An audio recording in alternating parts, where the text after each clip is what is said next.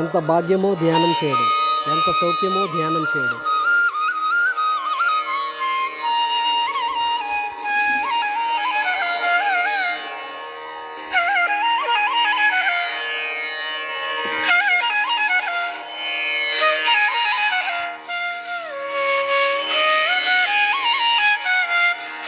విశ్వ కళ్యాణంలో భాగంగా పిరమిడ్ నిర్మాణం కోసం మనమందరూ హాయిగా ధ్యానం చేద్దాం.